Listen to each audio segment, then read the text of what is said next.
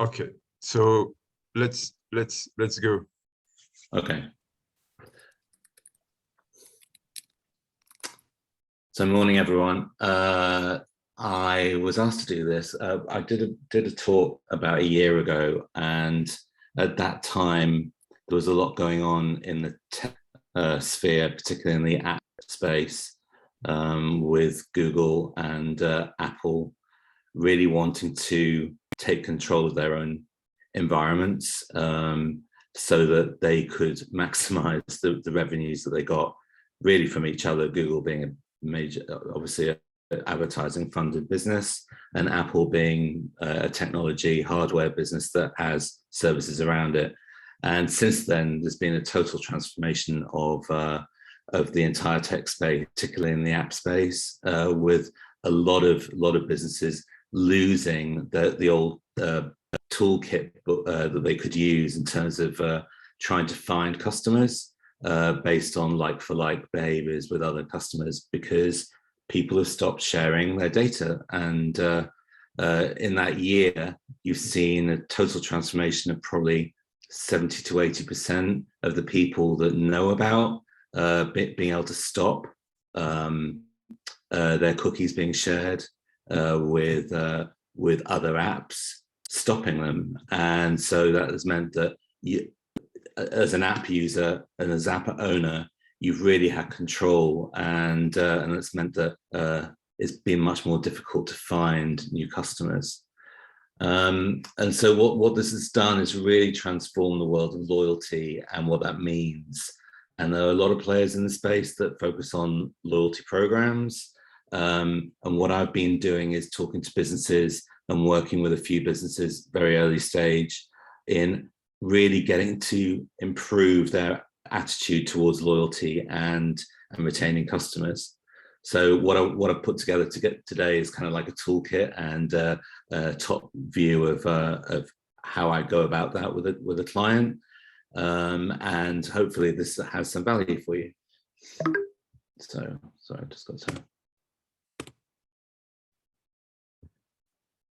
Okay, so as you can appreciate, at the moment there's a huge amount of uncertainty in the market, and I think regardless of how you're working and who you're working with, we've got economic challenges, much more price sensitivity, tighter consumer pockets, and credit issues for both suppliers and buyers, with people defaulting already, and we haven't really hit a big crisis point yet. But everyone's very aware of who they're dealing with and what's their credit rating, so that they're ensured that things are delivered and paid for. When we're talking about the future, whether you're an owner or an investor, everyone's really looking for growth, and that growth has tended to be, and then certainly in my conversations, I don't know whether you found the same, it still is about how many new customers have you got, how's your business growing, what are you extracting from them in terms of revenue per month, revenue per year, depending on how big you are as a business. But my frustration when I'm brought into companies, particularly on a change management basis, to really help them stabilize their revenues, is that you find that the setup of the organization is totally focused on finding new customers. So you have a sales team, you've got a marketing function, they're out chasing new business, and that's great. But what you find is that when you challenge these businesses on what are you doing to keep your customers, and more importantly, who are your best customers, you see blank faces many, many times. And what I've been trying to do over the last year is to really get businesses on an early stage growth curve to understand that investing in their loyalty attitude is going to see rewards much later on, and will stop them making the mistakes of other businesses where they end up seeing huge amounts of their customers leaving every year. So this is the typical flow chart, as you were, of any business from the start, where you're raising awareness. Hey, I'm starting up a business. Would you be interested in that? Great. Well, let's start working. Then you acquire the customer, and then you start working with the customer. And then you get to this middle point, which is, okay, so shall I focus on retaining that customer, or do I need more customers? And what you end up finding is that businesses flow back to the left of the curve again, and then start that cycle. And once they start bringing in a marketing function, marketing teams, regardless of what stage they're in, get high on the oxygen of spending money and winning new customers. And so that they claim, you know, I've got 20 new customers this week, or I've got 100 new customers today, depending on the size of the business.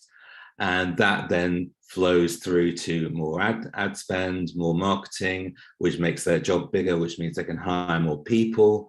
And so their job becomes more important within the organization. And that's all great. It works really well for the marketing function. And as long as the equation of money in to money out works, then that's a great model. But what you find is that you're missing on the right-hand side all the opportunities of what's happening when those customers start repeating business, whether that be voluntary or need. So in the terms when you look at utility businesses, the churn rate is very low. As we know, once you join a bank, the chances of you moving to another bank, once you join a mobile network, particularly here in Portugal, the challenge of moving to another supplier is so great that you just think, I can't be bothered, so I'll just stay.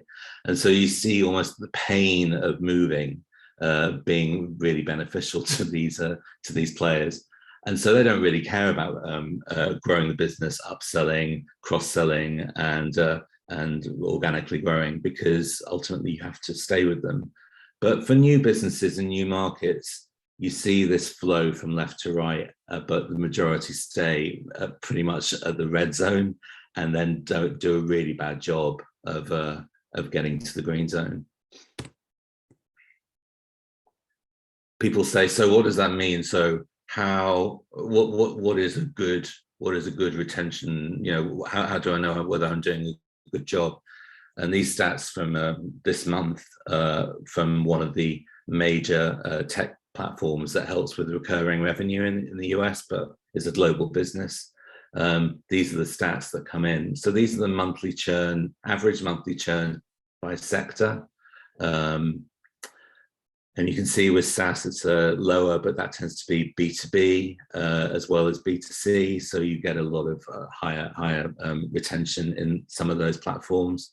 Whereas if you get to something like education, that could be a course. And so the chances are that people buy a course and then they leave. Box of the month are things like, you know, presents, flowers, whatever, giving you a gift. People sign up for something and then they never use it again. And then so you see the churn. And people would say, well, okay, 4.7%, that's pretty good if I'm keeping 95% of my customers. But the reality is that if you lose 4.7% of your customers every month, by the time you get to the end of the year, you've lost about 47% of the customers that you started with. So you really have to have an acquisition model to really keep that going. So it's when you look at it from these averages, you can see why the majority of leading businesses in this sector, particularly when they're in the big numbers, are having to spend so much money on focusing on acquisition and growing the pie, because they're losing people on the back end all the time. So people like Netflix, for example, on media entertainment, will be losing about 5% every month. And so their interest is growing the Netflix universe and growing all around the world, because as they start losing in the US, they can always say they're growing internationally. The good news is if you stick around, you tend to churn less. And so this is shown through the stats where companies are shared, and you can get to a point like when you're 10 years beyond that you have a very low churn, but these numbers do get influenced by those utility businesses that tend to have very little turnover. But as a new business, you can see it's a huge amount. So there are three business types, and apologize if I'm preaching to people who know all about this, but you have the B2B SaaS businesses. These tend to be really only operate at scale simply because of the investment required to get them to a point of equity within the choice available for customers. And these tend to be contract periods.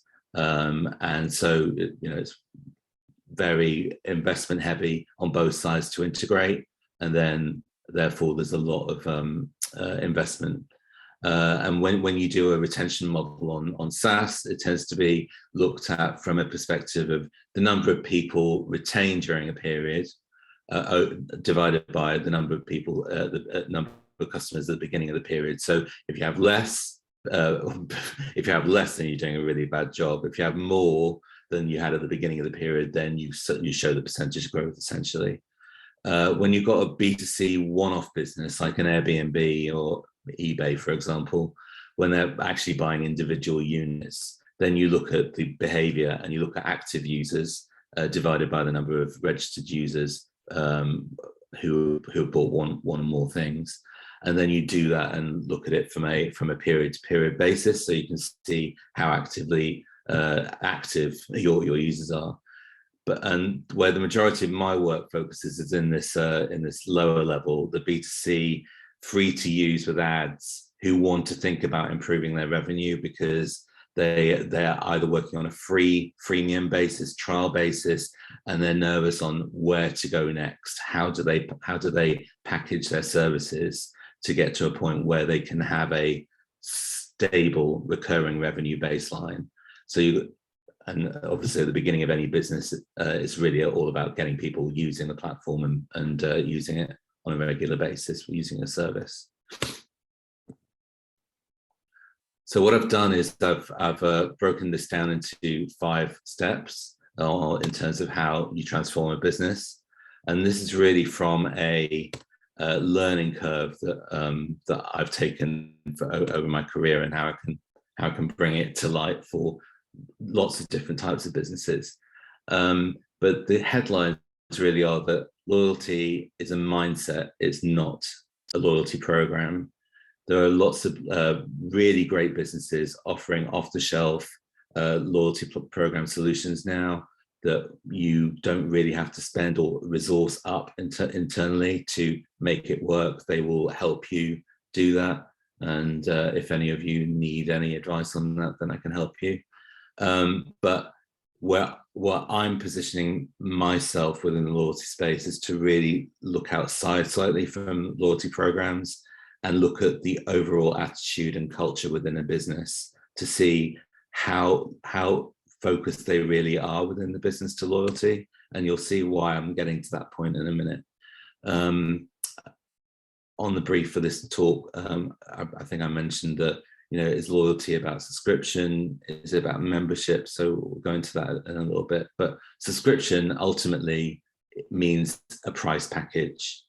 And in that price package, there will be a term, how long the package is going to last for, and then the benefits involved in each of those packages. But in reality, subscriptions mean price packages. And this kind of works, and a lot of business think that subscriptions are, the answer to their recurring revenue issues. But what I've found is that what's consistent is that if marketing and the founder, marketing and the CEO decide to go down this road, but the rest of the business doesn't really understand what's going on and doesn't deliver on the loyalty promise, then things will fall apart. So loyalty is all about, for me, making sure that all the teams within a business understand what loyalty is, why they're doing it, and what's going to be the benefit for everybody at the end of it by working this different way.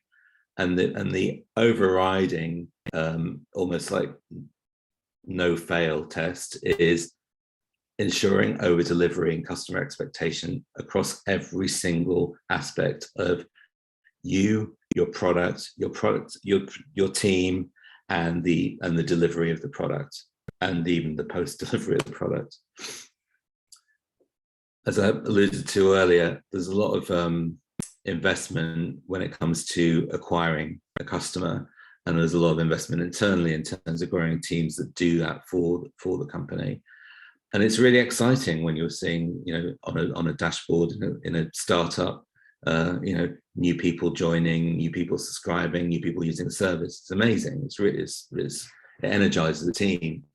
But you have to keep those clients. It's unsustainable to keep on spending money acquiring clients, acquiring business if you're in a B2B scenario, and then losing them because you don't deliver on some of the other areas. And that's really about investing in understanding a client better. So when you have churn, and churn is inevitable, every business is going to have churn. You either make a decision, you either chase what you've lost, replace it, you chase the actual customers that you lost, try and convince them to come back, lower your prices, change the team representing that account, for example, or you look at where your real revenue is coming from, where your true loyal clients are, what their behaviors are, and really understand why they keep on coming back.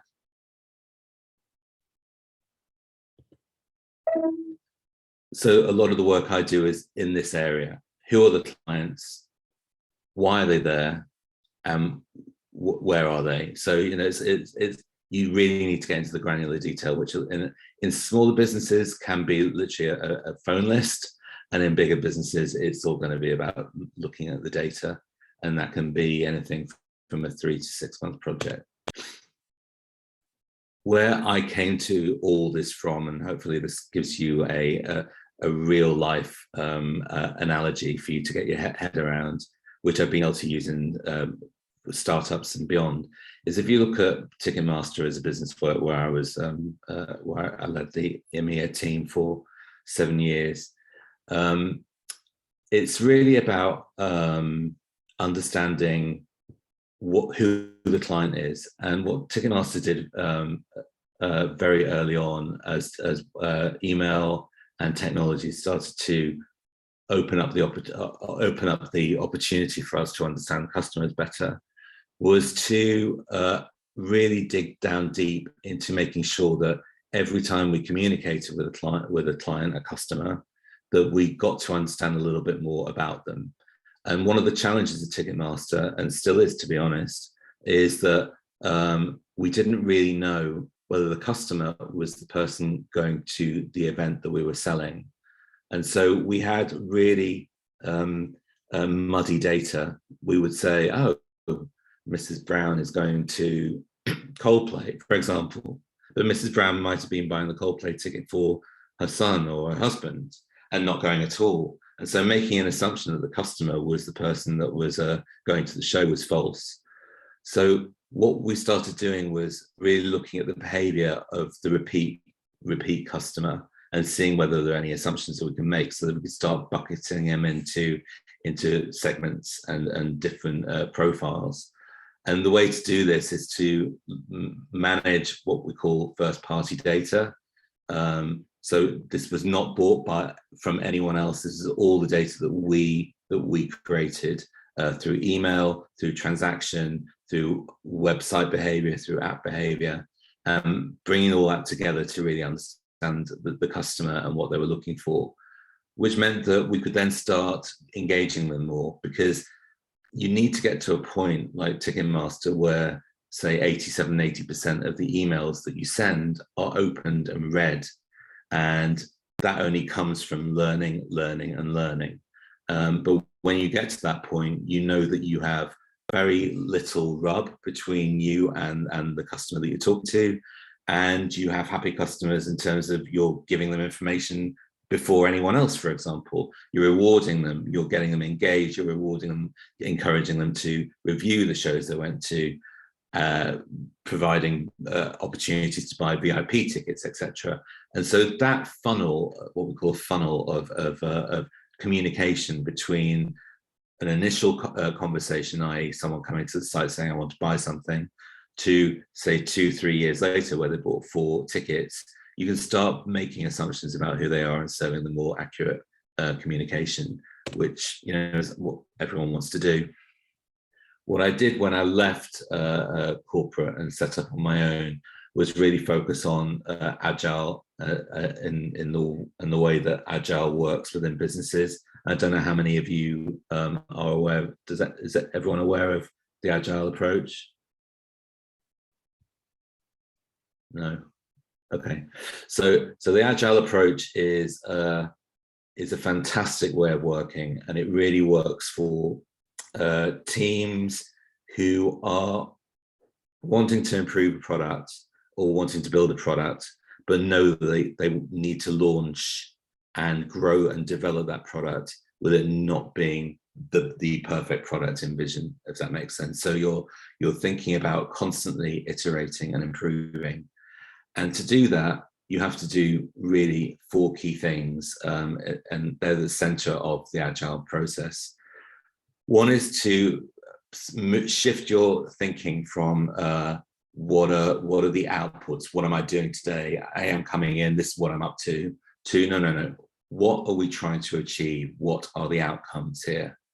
And outcomes over outputs is the central foundation of Agile.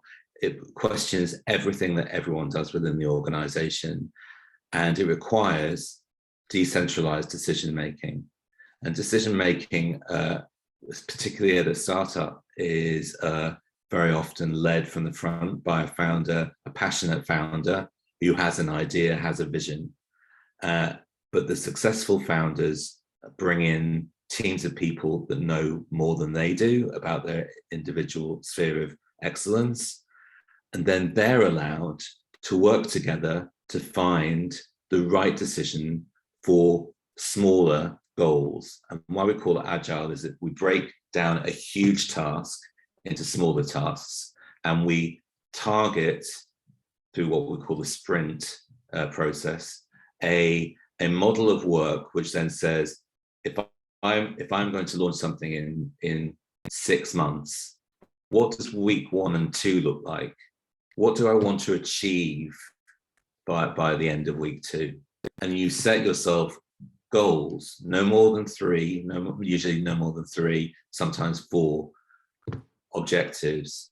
And these objectives can be different for individual teams, or ideally in a bigger organization, you have teams that involve all the different representations of the different teams. So they work together on a project.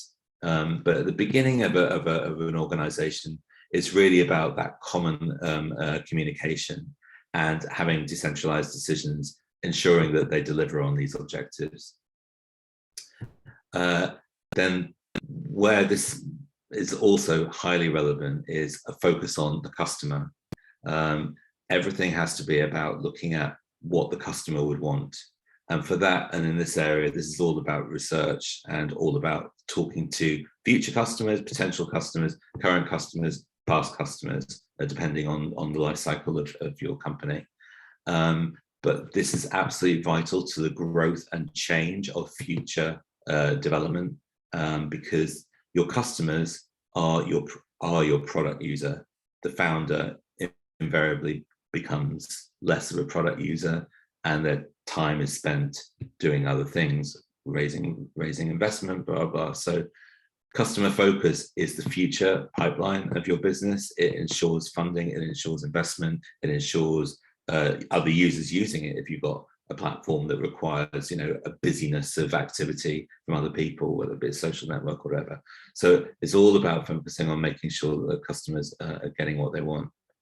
And once you've got all that information, responding to change, following a plan, and that plan fundamentally with Agile changes. It changes every month based on what you've been doing, how successful you were at achieving the first 2 weeks goal, whether things have been in what we call put into backlog. Are they there because they shouldn't have been there in the first place, but it's too easy to do that objective task to deliver on the objective? or was it too easy? And so we can add more. So it's really about responding to change throughout a plan. And what I've done is create a new set of tools based on people thinking about agile loyalty, but really using the framework of agile marketing to be specific to thinking about loyalty. And this will involve, process management, looking at how you're onboarding clients, how you're bringing them in, how quickly you respond to people when they're interested in coming to work for you, coming to, or there could be work with you, but basically working together or buying stuff from you. How robust are you and the team to change? That's kind of like stress test really, that's done through questionnaires, etc. Validated learning. So validated learning is making sure that you once you've done something, even if it's a failure, you then check why it failed, so that you then can take that information and learn from it, and then make sure that either that's documented so that it's not done again, or that you can really take that success and repeat in somewhere else. So it's rather than, oh, that happened, so let's pass that by. The framework is to learn from everything, failure and success, and make sure that the organization is guided by those results. Sounds boring, but it's really, really vital. Great customer experience is vital to loyalty, and I'll go on to that in a second, and how people can make that happen. Structure is fundamental for any organization, particularly in early growth, and not making mistakes of bending to people's whims in terms of like seniority, wanting to have hierarchy, if that doesn't necessarily work, and particularly building silos within teams, hiding information, not sharing, and this fear of failure, which when that happens tends to then create these structural blocks, and things start to break down in terms of information sharing and learning sharing. And alignment is once you've got all those in place, alignment is about making sure that all these adhere to the outcomes and the objectives of the organization. So it sounds like it's quite structured, and it is, but this tends to work on a daily basis. You work with your team 15 minutes. Agile tends to work on no more than 20-minute meetings if possible.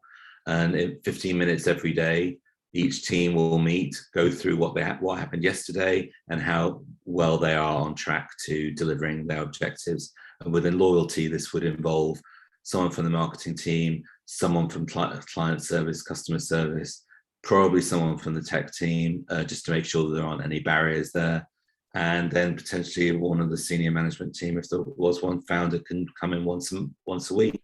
But it's really to make sure that every day you're learning from what happened yesterday.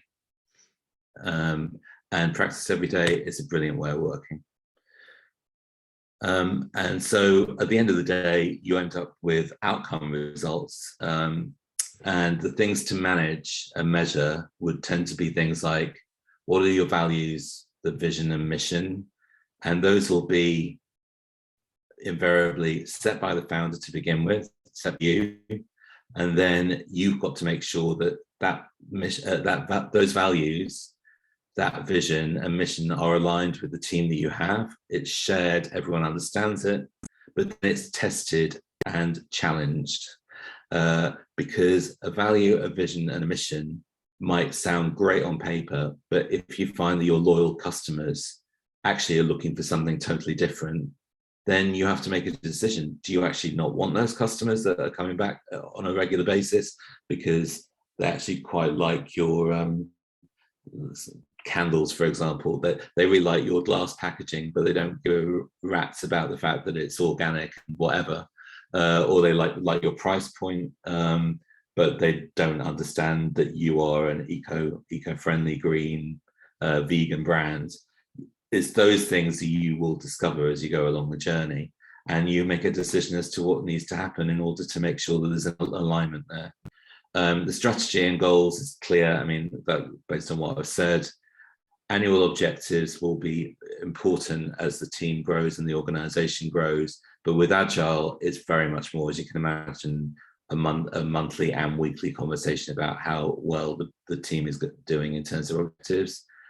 The key results is fundamental, and I don't know whether you've heard of the objective key results, which is OKR, and a lot of businesses are now operating to OKR. But with this and Agile, I'm flipping it to outcome, because it's much more about what is the end result. With objectives, it's much more tends to be short term or macro, but it's about really delivering on the objectives of the business, but fundamentally on what are the results. So you choose key metrics, whether it be number of users this week, what's your churn rate, and what that means for the business. So you define what that means to the objective. My churn rate is 5%, so therefore, am I going to be able to keep my customers, all the customers I have at the end of the year? Well, as I've explained, no. So therefore, what do you have to do? You either have to increase your loyalty and your retention, or you have to go out and acquire new ones. So by doing that, you end up informing what the business has to do. And then projects is, other things that you can bring in to add. The service augmentation comes from this. So you find, what do I need in order to get to these? Do I need more people? Do I need better people? Do I outsource? Whatever. And then from that you have built a cross-team understanding of what the company is actually trying to achieve. And this is, again, a regular conversation with key result markers showing the success or failure of individual tasks. One thing that I heard a podcast yesterday, which was great, about one project manager who's worked for like 7 or 8 of the big web platforms in the States, and he was talking about how consistent the new methodology of PR FAQ is becoming in a lot of bigger organizations. But I think it's kind of useful when I talk about this kind of stuff to bring it down to how it can benefit smaller businesses and startups. And so PR FAQ is a really great way of, again, challenging what you're planning to do. So if you are wanting to spend the next month doing something, investing in chasing new customers, having a new product launch, imagine writing a press release for that product launch, and then writing FAQs that would then answer all the questions you think a customer would have about, what does this mean? How much does it cost? How do I get it? When's the delivery cycle? Is there a cancellation period? All that kind of thing. So you write your FAQ on that individual project, and then you share it around the team, and you get people to add and take away until you get a refined document. And from that document, you end up really proof testing what you're wanting to achieve from an individual project. And by doing that, Amazon, Microsoft, Airbnb, countless others use this as a way of saying, well, unless you can write a PR FAQ and it's shared and approved by everybody, it's not something we're going to do.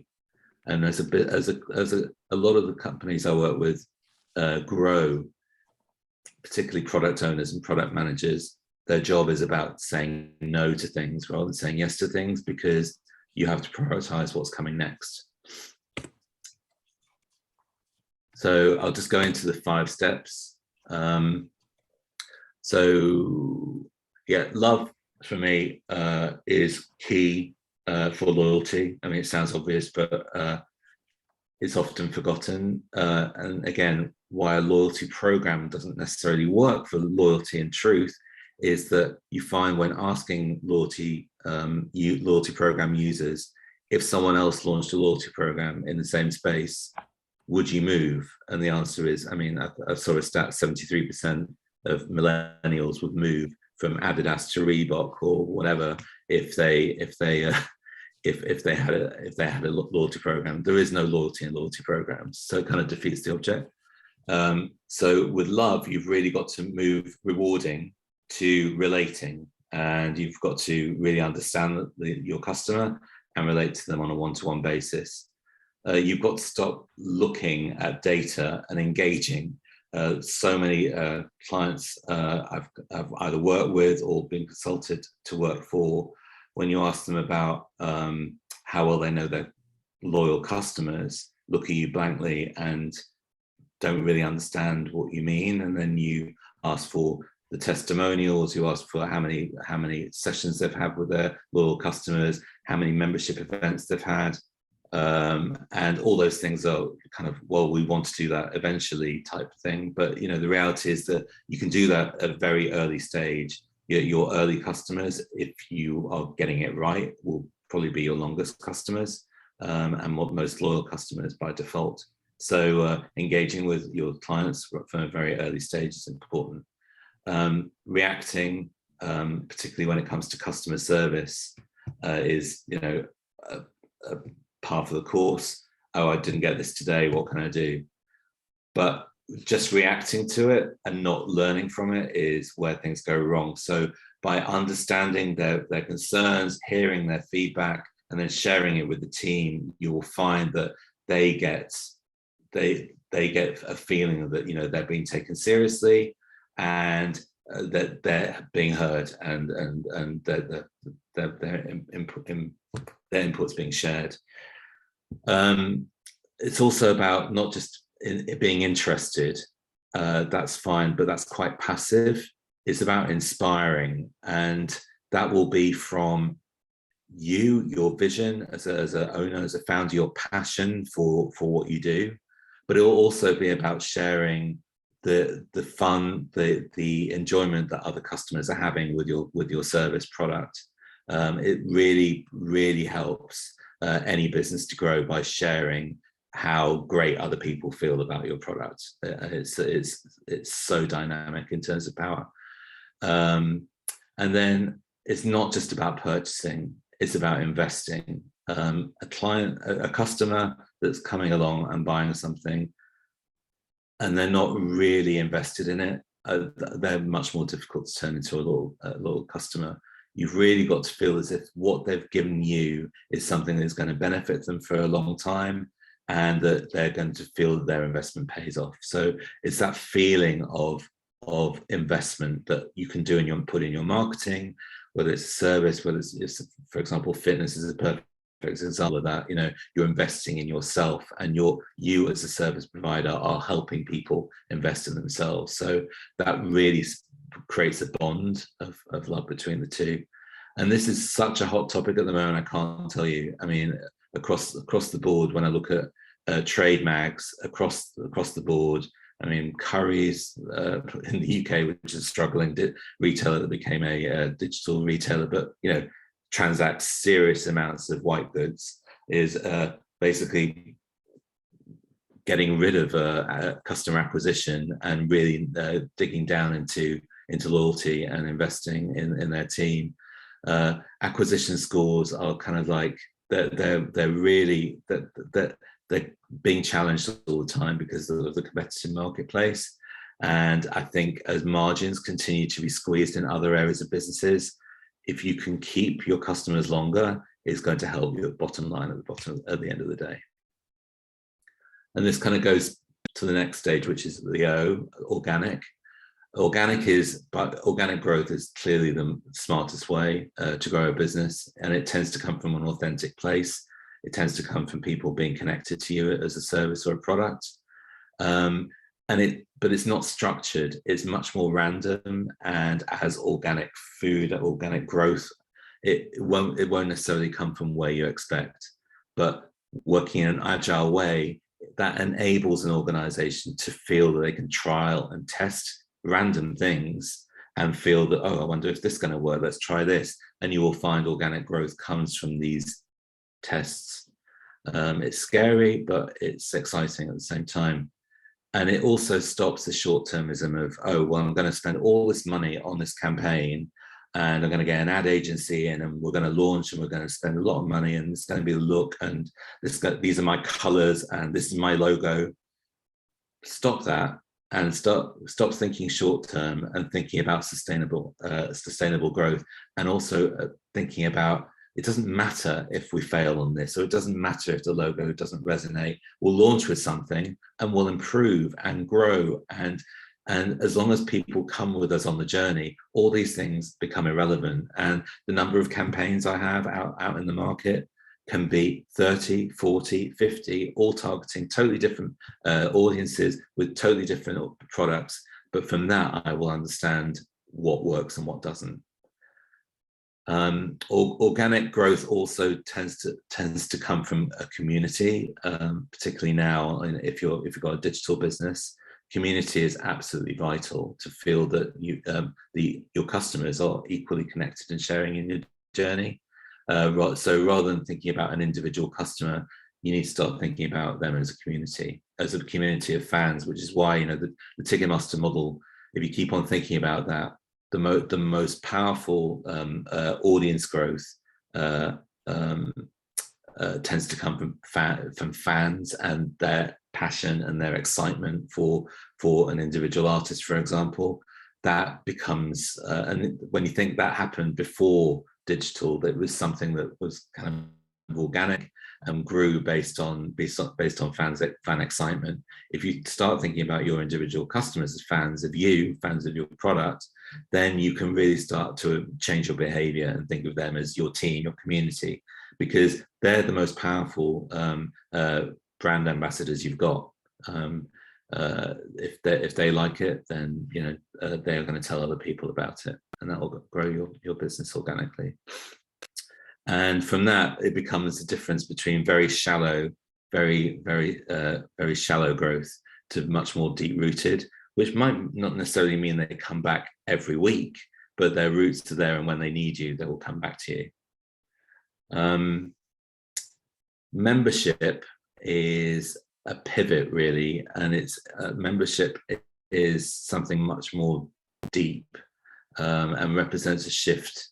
The consumers become the fans, they become the influencers, and they really then almost become your growth strategy, because membership, whether it's closed off, and I'll show a couple of those in a second, or whether it's open, it's really about what happens within that membership that makes your audience grow. And there are 4 M's of membership in my opinion. I'll try and remember them. But the first one is mystical. So American Express, for example, before 1999, they were a client of mine for many years. There was a rumor that there was a secret card, which was unlimited, but it didn't exist. But the rumor got so big that it became something that the business looked at seriously, and then did an invite-only card for people with a certain net wealth, and that still is a closed-off group, and it's a thing to have as a status symbol, but essentially it's a form of membership to a club. Creators Club is another example of membership, and that is much more about mentoring and being a brand that helps bring people in. And what Adidas have done is create a separate club with a separate website, and that's all about bringing influencers, bringing people that will be the future growth of their business into a club, so that they can help influence the design and the growth of Adidas moving forward. It's again very it's got kudos, and so really helps bring other people in, but it has a halo effect on the whole Adidas brand. So it's a really important and interesting tool to use. Net-a-Porter have really acted on another of the M's, which is maintenance. When you have a membership scheme, it's all about making sure that the thing is maintained, that the team is your customer base is part of the membership community is looked after and is getting exactly the best for their investment. So in Net-a-Porter, they've again decided to really downscale on their acquisition costs and really hone in on retention. And so they've tripled their customer service team to make sure that they get what they want, they get exclusives, they get limited editions. And so they have that much more regular conversation with their customer base. And the final one, which kind of wasn't relevant until recently, is meetups. Meetups, whether they be digital or physical, are vital to a feeling of community. And for example, this is from Second Home, one of the remote working spaces that I believe has now got a space in Lisbon.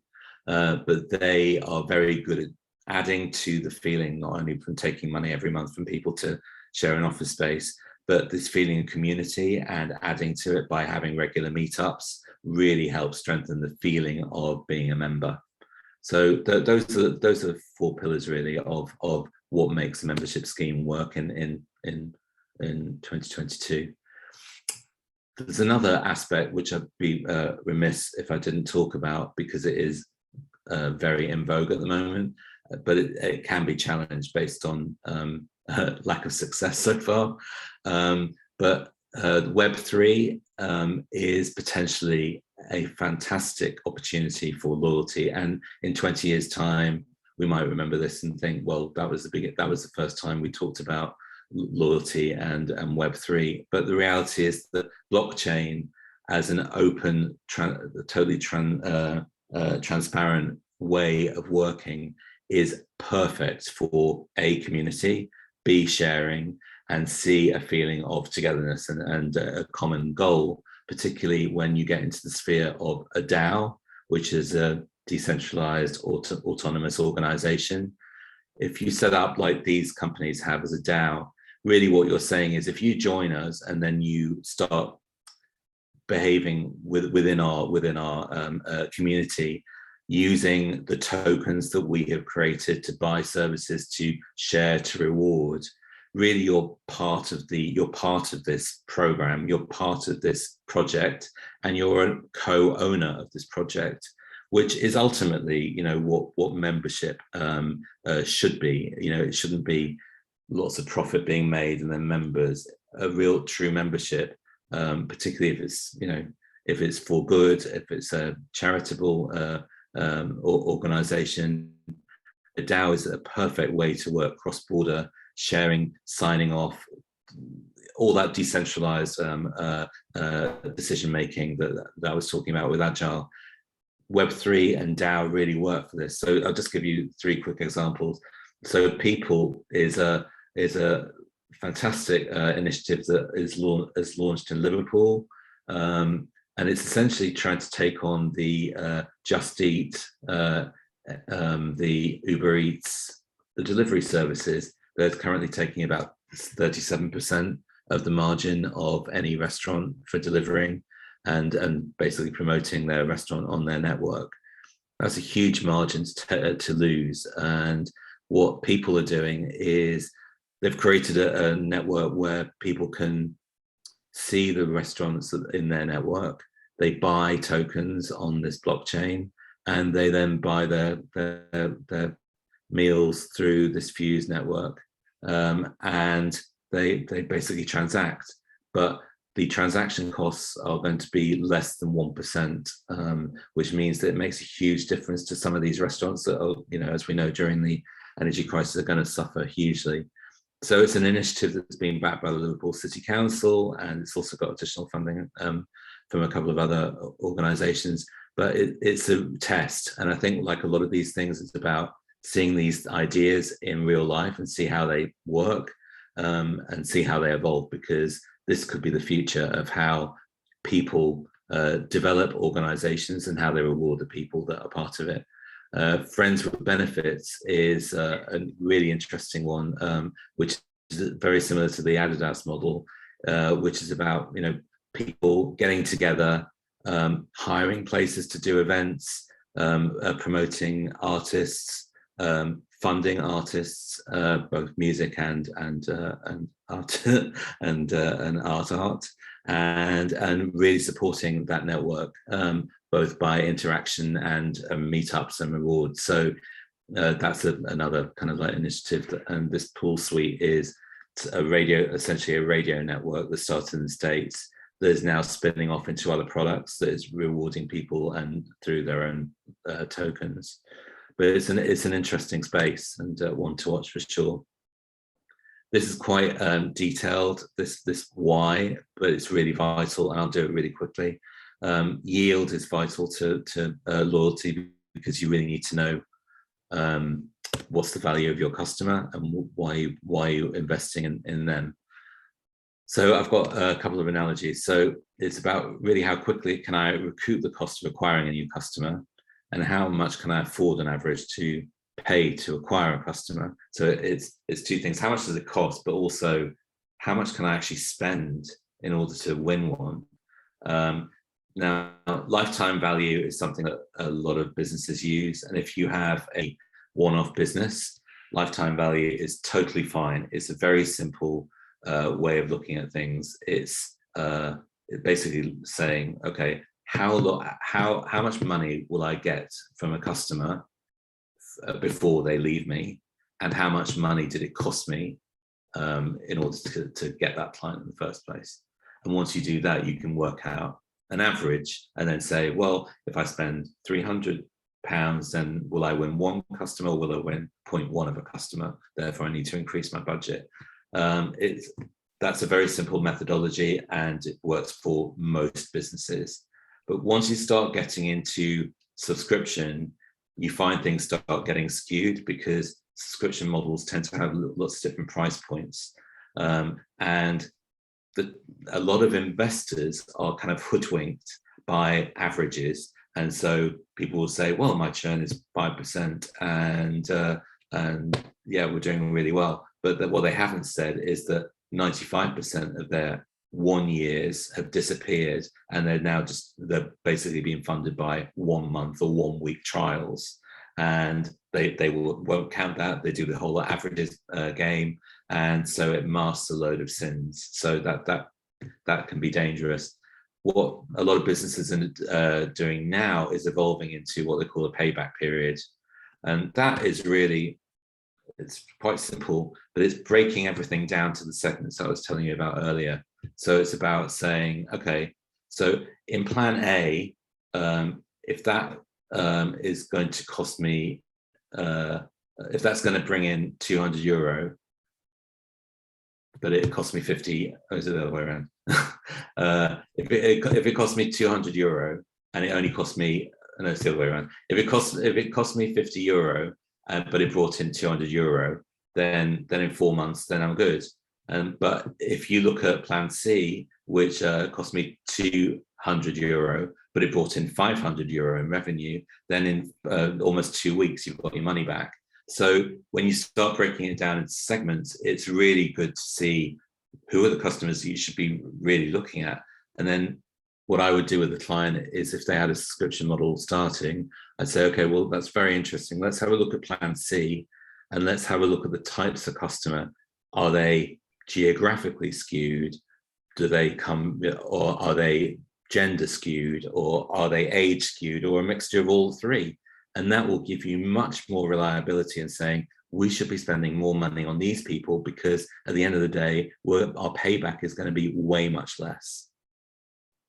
Yeah, Anthony, we're coming close to an hour. Okay.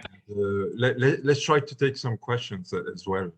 Okay. So, but yeah.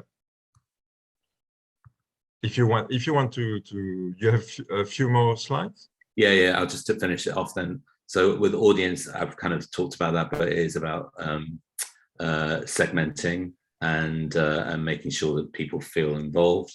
But audience is clearly an important part of knowing your audience. And as the statement stands up, that the future of businesses in the future will be about audiences, not necessarily about products. And this is how you'd finish up. And then learning is the end goal, and why it's really important to have in those 5.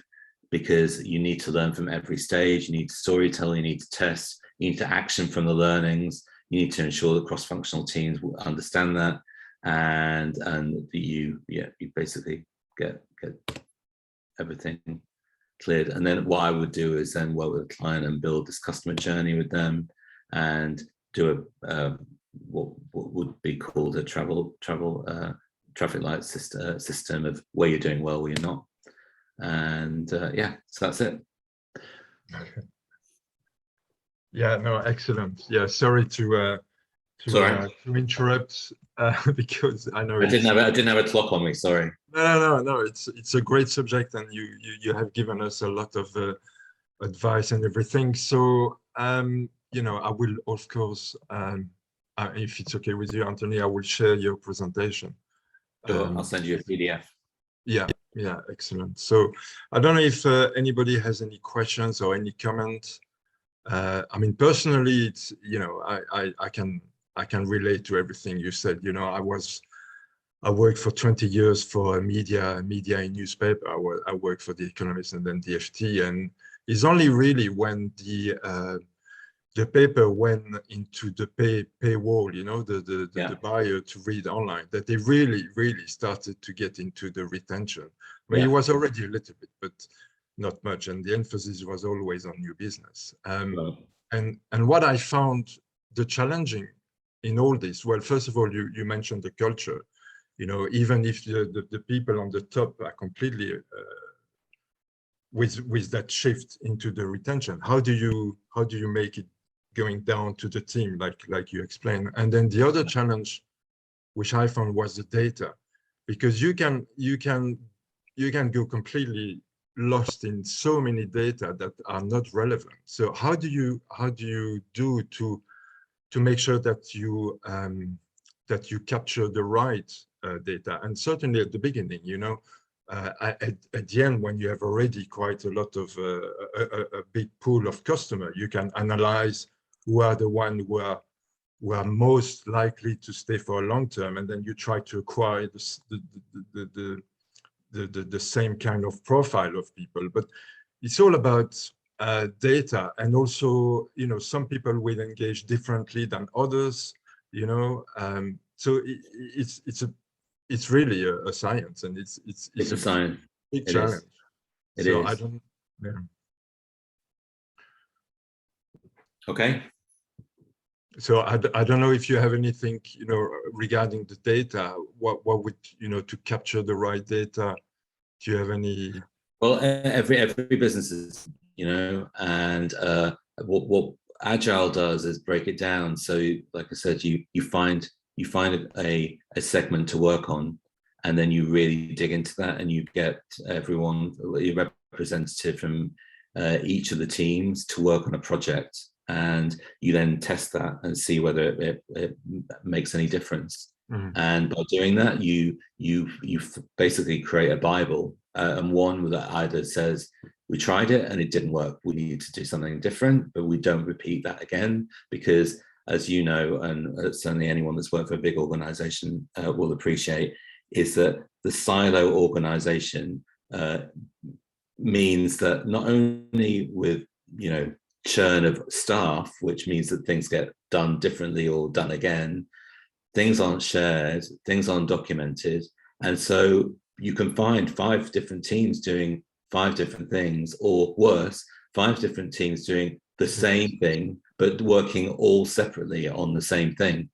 And then you find in a meeting, well, I was doing that, or I weren't. So and you find this total waste of people's energy and resources. And what Agile does is say, well, it stops that, because people are much more aware of what everyone's doing. But then it says, this team is just going to focus on this. You get on with what you're doing, but we're going to test this. But it doesn't mean everyone has to stop what they're doing in terms of the direction of the business. And then they'll come back to us and show us what they've done.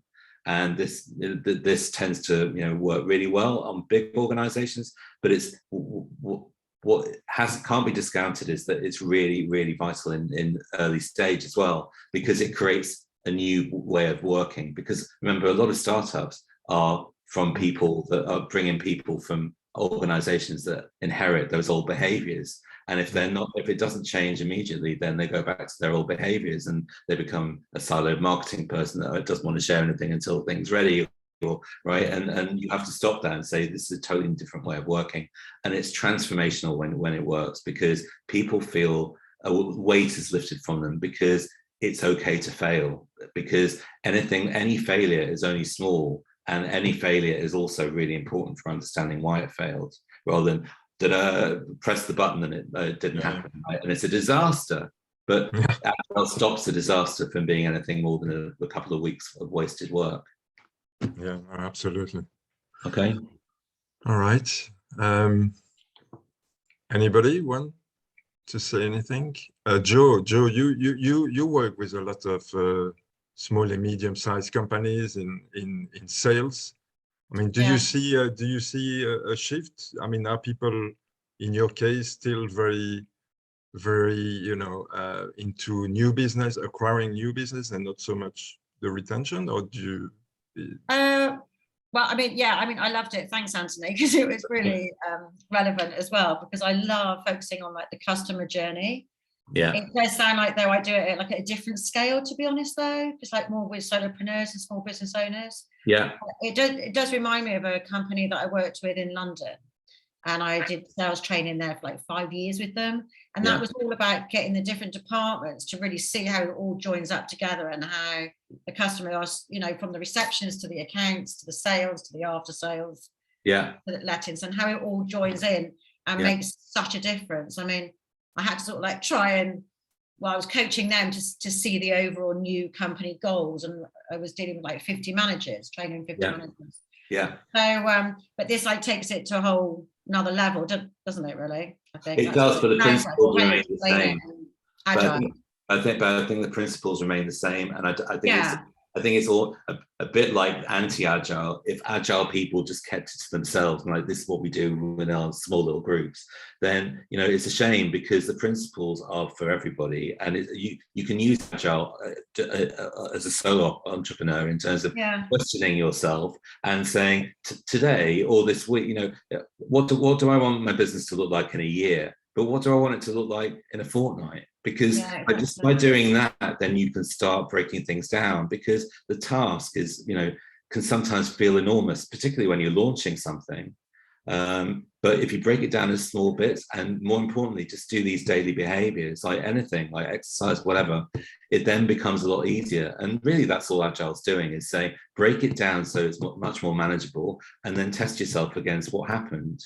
And if you find that you're not, running up the stairs every day and you're walking, maybe try running every day, and then you find, oh, well, I've done that, and right, and it's things like that. You find that change of behavior, but you break it down into individual pieces. So yeah, it's good. The Web 0.3 though looks quite scary. Yeah, well, like I said, I think it's a lot. When you think how many people are in it and busying themselves with it, but they're not really showing results yet.